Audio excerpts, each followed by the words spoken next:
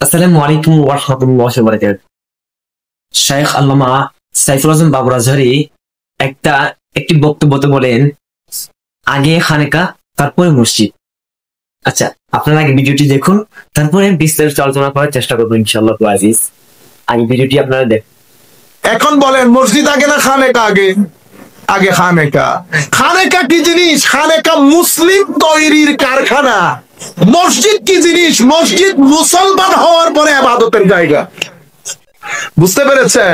সম্মানিত দর্শক, আপনারা ভিডিওটি দেখলেন, যেখানে শাইখ আল্লামা বাবর আজহারী হুজুর বলতেছেন আগে খানেকা তারপরে মসজিদ। কেননা মসজিদে মুসলমান গিয়ে নামাজ পড়বে, ইবাদত করবে, কিন্তু খানেকা হচ্ছে মুসলমান তৈরি করা স্থান।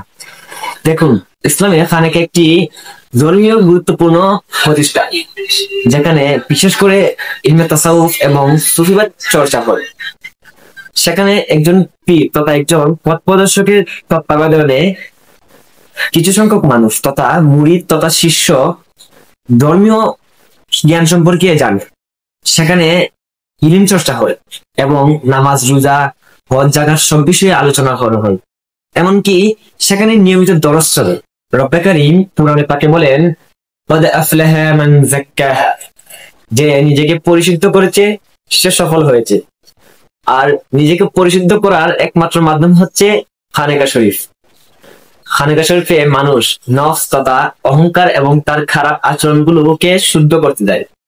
সেখানে তারা সেই নফস এবং অহংকার, খারাপ আচরণগুলোকে শুদ্ধ করে আল্লাহর পথে মনোনীত হয়। তাই খানেকা শরীফ মসজিদে রাখে।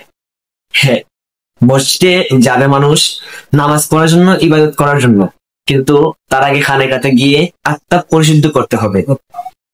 আল্লাহ পাক আমাদেরকে খানেকা শরীফে যাওয়ার তৌফিক দান করুক, খানেকা শরীফের বৈঠকে বসার তৌফিক দান করুক, এবং খানেকা শরীফ থেকে আমরা যেন নিজেকে পরিশুদ্ধ করে একজন মুমিন হিসেবে গড়ে তুলতে পারি, সেই তৌফিক দান করুক। আমি আসসালামু আলাইকুম ওয়া রাহমাতুল্লাহি ওয়া বারাকাতুহু।